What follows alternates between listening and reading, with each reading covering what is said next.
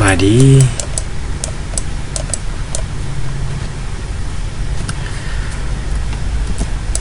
ไอที่ง่ายๆมื้อนี้แม่นเราจะมาเฮ็ด3ขั้นตอนในการ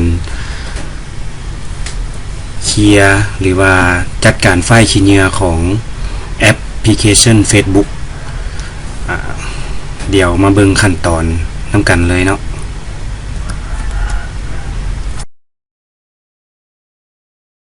วิธีการที่เราจะเคลียร์แคทของโทรศัพท์เนาะเพื่อให้เราได้เนาะแล้วก็ช่วยให้เราได้เคลียร์ขี้เหงื่อเนาะก่อนอื่นเบิดเข้ามานี้เนาะแล้วเข้ามาที่ตั้งค่าจากนั้นไปที่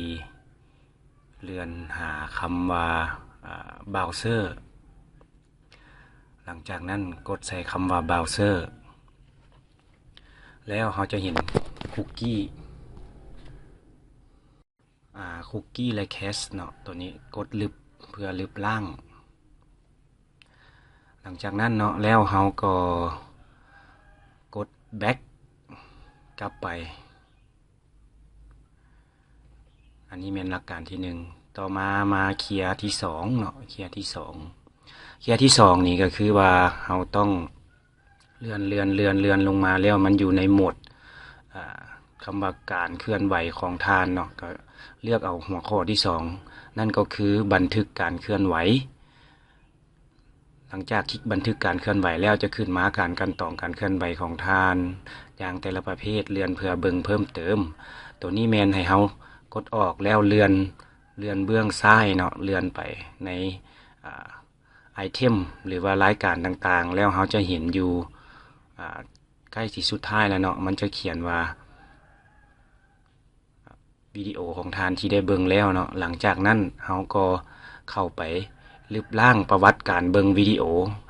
โอใดที่เฮาเบิ่งแล้วมันก็จะเคลียร์ออกเนาะและตัวนี้มันจะเพิ่มประสิทธิภาพและเฮ็ดให้โทรศัพท์เฮาหั่นไวขึ้นเนาะเวลามันรีเฟรชฟีดต่างๆก็ช่วยให้เฮาได้มันเบิ่งสบายตาขึ้นแล้วก็ไวขึ้นเนาะอันนี้แม่นข้อมูลเก่าที่ว่าได้เคยเบิ่งแล้วก็ได้เคยบันทึกไว้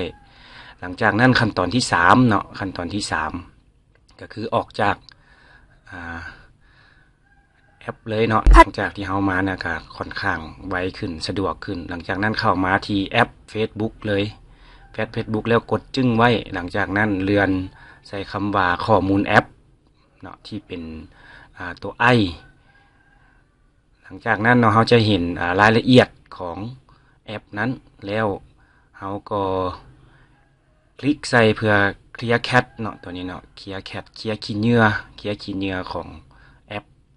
ตัวนี้เลยตัวนี้แม่นเลือกใส่คำว่าการใส่เนื้อที่เก็บข้อมูลเนาะการใส่เนื้อที่เก็บข้อมูล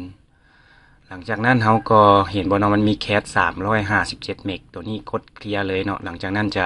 เหลือ0ตัวนี้แม่นจะช่วยให้แอปของเฮาหั่นรีเฟรชไว้เนาะแล้วก็เฮ็ดให้มันง่ายขึ้นของเคลียร์แอปเลยเจ้าขอขอบใจ